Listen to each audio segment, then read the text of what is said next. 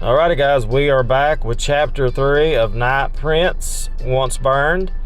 Let's get right to it. Let's see what awaits us, people. You stand before the vampire known as Vlad. One who was powerful enough to take on 4 captors with barely a thought. One who took down your vampiric mentor Marty and was able to withstand a full electrical blast from your powers. He agrees to help free you from your captors, but now his gaze has become demanding. You're coming with me. Let's see, you're going back on your deal. Let's do that. I don't like being called a liar. Something you'll do well to remember. All I promised was not to harm you. We'll need to talk, and there are too many people here for that. Now you know that your powers can't harm me. The smart thing here to do is take my hand. I've already given this guy the biggest dose of voltage I've ever harnessed, and it didn't so much as scratch him. Taking his hand isn't just a smart move, it's my only move. As your hand slides into his, voltage once again channels into him, and again he barely reacts. His hands are warm. Not just that, his entire body. That's not usual for a vampire. That is true. Before you can speak why his warm arms envelop you, in a single leap, the 2 of you are vaulted into the air, flying through the night sky. So we're flying, people. Wow. It takes about 30 minutes of flying before Vlad sets the 2 of you down in a large field. Once your eyes adjust to the dark, you see a small plane ahead in the clearing. Guess you have more than one way to fly. I'm not getting into that thing. I'm gonna do that one. Guess, yeah. What you thought I physically flew myself all the way to Florida? You put me in that and my hand will fry every circuit I touch.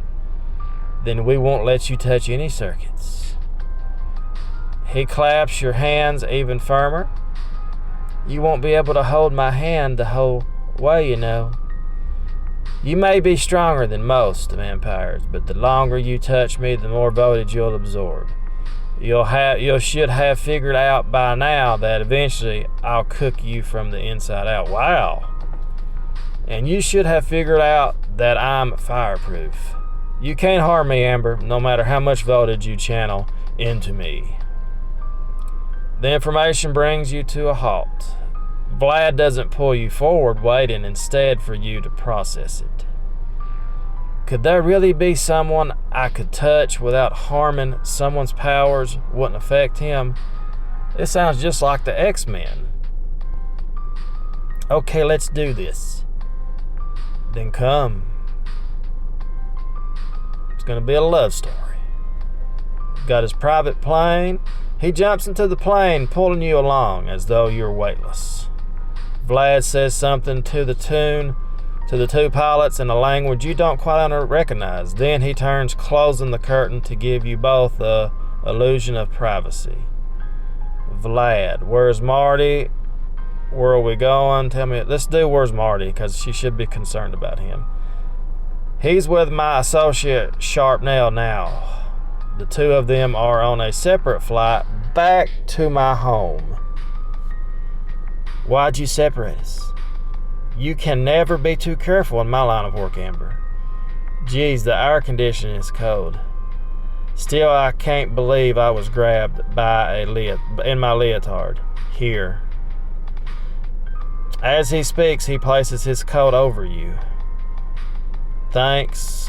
How did you know I was cold? Let's do how did you know I was cold? This doesn't make up for kidnapping me. Let's do how did you know I was cold?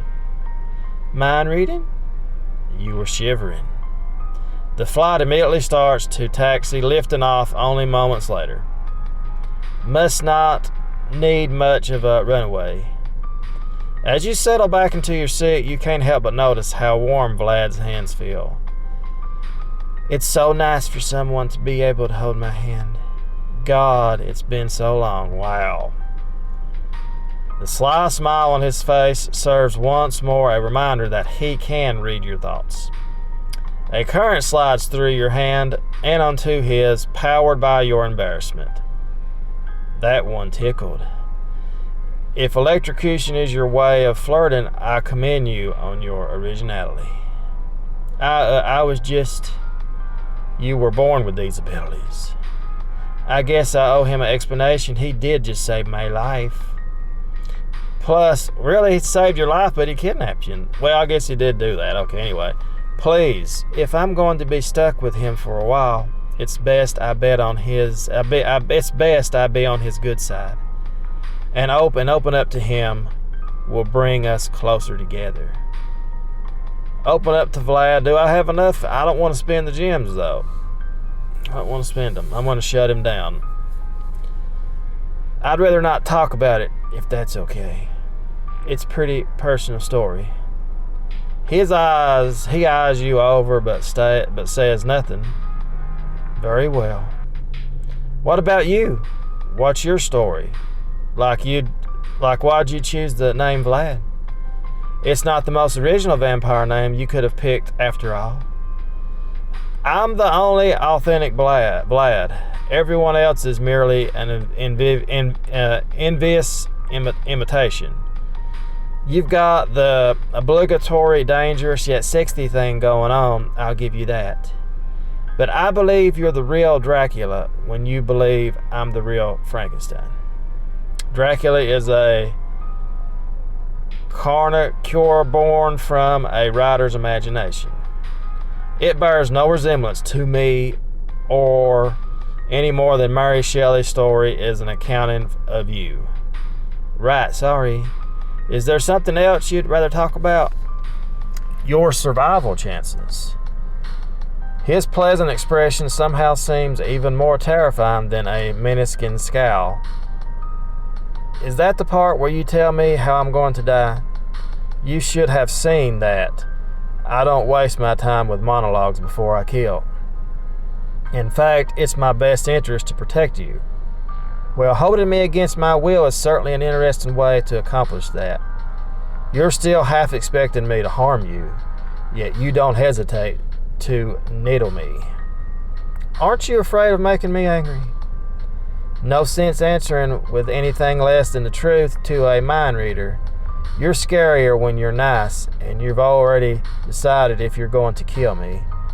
No amount of bantering or begging on my part will change your mind, so I'll keep on being myself. You're not the one who doesn't care for pretense. You're right on all counts, but you'll be relieved to know that you're not about to die. I said it was in my best interest to protect you, and I meant that. If I'm right, and I always am, you'll remain kidnapped will be a dead end. Your remaining kidnapped will be a dead end.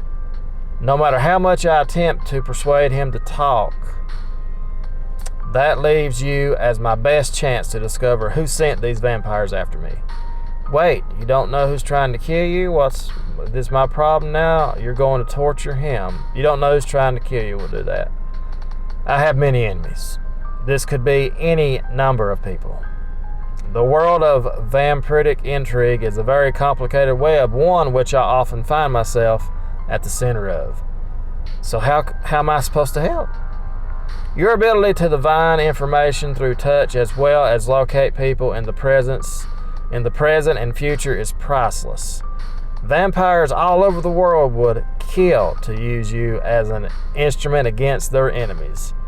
I'm astounded that you've remained anonymous as long as you have, considering your friendship with another vampire. Marty would never use me like that. This is why I'm letting him live. That's a kindness I don't usually bestow on anyone who attacks me. But because of his affection for you, he'll also be invested in finding out who was really behind your kidnapping. What if neither of us wants to help you? We can take care of our own.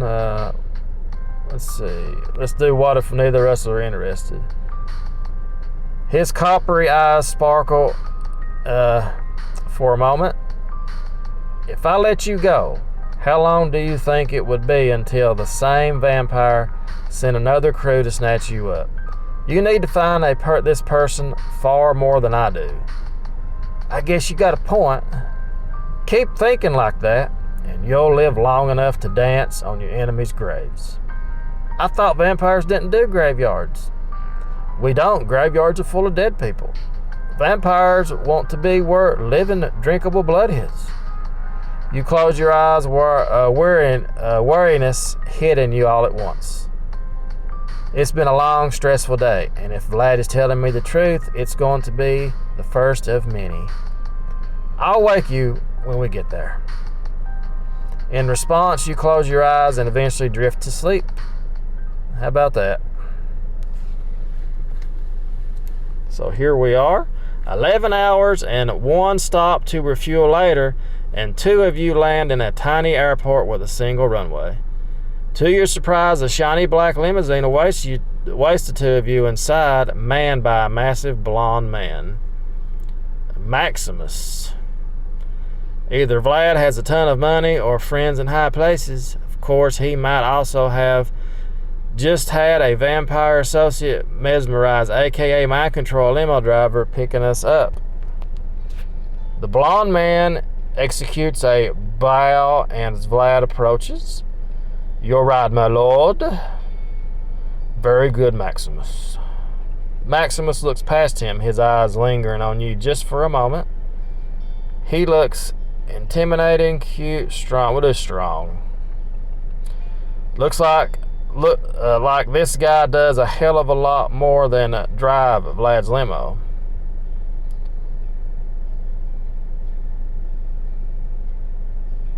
You duck inside the limo, carefully not touch anything with your right hand. The door slams shut behind you. Maximus takes his seat at the steering wheel. Vlad sits beside you, and soon the 3 of you are off. Any chances we can pick up some clothes on the way? A leotard isn't going to cut it in this weather. Vlad reaches out, pulling your hand into his. It's already been taken care of. I'm guessing ordering clothes was one of the things you took care of while you were at the phone the whole last hour we were in the air. Among other things, while you're a guest in my home, I'll provide you all your needs. That being said, be careful not to abuse my hospitality. Let's see. I'm not the type of person to do that. So now I'm his guest. Said it was prisoner. It sounds more threatening. Let's do that. I'm your guest now more than your prisoner. Believe me, your treatment would be very different if you were a prisoner of mine. I'd like to see you try. Trust me, you wouldn't. You know this mind reading thing is pretty invasive. You should be grateful. I can hear your thoughts. It's kept me from empowering more invasive methods to determine if you are telling the truth about your kidnapping. Your mind flashes back to the memories you relived of the vampire Vlad's burned to death. You're still afraid of me, good. You get off on people being afraid, don't you? In reply, Vlad pushes a button and the dark window separating you two from the driver rolls down. Maximus, do you fear me? Yes. He answers without hesitation. Vlad presses the button once more and it rolls back into place. I want you afraid of me for the same reason I want my people to fear me.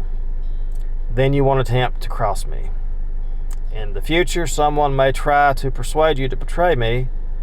If that happens, remember this: I find and kill my enemies no matter how long it takes. I have no intentions of switching sides. Why would anyone try to get through to me? Let's see. I guess that's one way to... Let's do that. That's one way to maintain order. Let's do that. It's effective. My allies have long since learned not to cross me. So why take any chances with me? Thus far, you're not boring or irritating, a rarity. Simply keep in mind that I always reward those loyal to me. So keep your fear of me, Amber, but know this: you need not fear anyone else as long as you're under my protection. He speaks with a quiet intensity that sends shivers up your spine, and slowly you find yourself nodding. I must say, you quite impress me. After all, he's probably seen I impress him. I wonder why. I should tell him I don't care what he thinks. Let's do that. I don't care if I impress you. The opinion of a guy who's holding me against my will isn't worth much to me. His expression shifts just slightly, barely enough to inform you that your outburst has shifted his opinion of you. Two of you are interrupted by the distinct growling of your stomach. I haven't eaten in almost 2 days. He'd almost kill me for one of Marty's health. I'd almost kill for one of Marty's health shakes now, and that's saying something. You glance out the window at the wooden landscape bleakly. Probably no nearby grocery stores or restaurants, and I highly doubt Vlad stocks up on human food. An amused grunt directs your attention back towards the vampire himself. I have ample food, Amber, and this is Romania, not the northern wilds of Siberia. We'll be at my house shortly, and on the way we'll pass through a town that has groceries and restaurants. You eat regular food? Marty was never into that, said it all tasted like clay to him. It does, and I don't, but I have an abundance of food for the humans who live with me. If they were undernourished, then you wouldn't be able to feed me or my staff. Ooh, I didn't know that. Marty's always drank from tight-fisted tourists, said it never served them right for not tipping after a performance. He never tried to drink from me, of course, because he said that business and food should be kept separate. You're not exactly subtle, are you? If you're wondering whether I intend to drink from you, don't play games, ask. Are you? I know it won't kill me or turn me into a vampire, but I'm still not keen on the idea. No, I'm not. Nor will any other vampires while you're under my protection. Your friend Marty and I agree about keeping food and business alliances separate. Guess that's the one thing you two have in common. I'm surprised you found people who will and let you drink from them. Let's do that. It's fine. I'm surprised you found people to let them do that. Why is that? I can provide luxury, wealth, and comfort, all for a very minor price. Here in the town, beyond it is my home. Pretty. I hope your driver doesn't get pulled over, though. We must be going at least 80. No need to worry. It's about 10 more minutes before the car pulls to a stop. We've arrived. His body briefly blocks your vision, but as you step out of the vehicle, his house comes into view.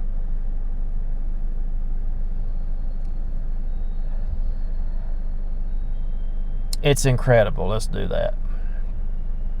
I was getting the sense that Vlad was wealthy, but this is something else. Amber, come inside before you catch a chill. You tear your eyes away from his castle, snapping back to reality as he holds the entrance door open for you. Come in. What an epic love story we have here. Vlad continues to hold the door open as you pass through, nodding to two men who bow to him as he enters behind you. He strides forward and you fall behind him, barely able to keep yourself from looking around like a kid. It's a beautiful place. Finally, he steps in front of a massive staircase. Wait, is Marty here? I want to see him. I'll send him up to see you. In the meantime, Maximus will show you to your room. He begins to turn away, but you call out to him before he does. Hold on. Yes? I can't shower until I release all my excessive electricity. He moves in, sliding his hands around your waist. A devilish smile plays across his lips. You can use me. The heat builds between the two of you. There's a spark of electricity as you imagine running your hands across his broad chest. And within the reach, he's the first man you've been able to safely touch since your childhood. I should push him away, release my energy into his body. I'm going to push him away. If it's all the same to you, I'll stick to the lightning rods. He cocks an eyebrow, but if you've hurt his pride, he says nothing. Very well, I have them brought out at once. Sure enough, it doesn't take long before two servants appear carting miniature lightning rods. They're not the highest of quality, but they should be able to take what you can dish out. Right, thanks. You grip the rods, pouring as much energy as you can into them. By the time you finish, your legs are wobbling beneath you. Guess I was hungrier than I thought. Are you all right? I'm fine. If you insist. I'll see you at dinner after you've had time to adjust to your living arrangements. Vlad gives you one more charming smile before exiting the scene. You use the banister for balance as you follow Maximus up the curving staircase.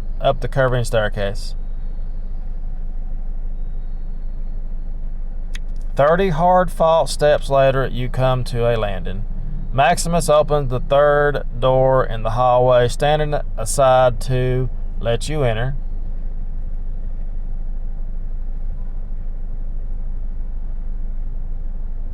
This is amazing. Thank you, Maximus. Let's do where does Vlad stay? On the upper floor.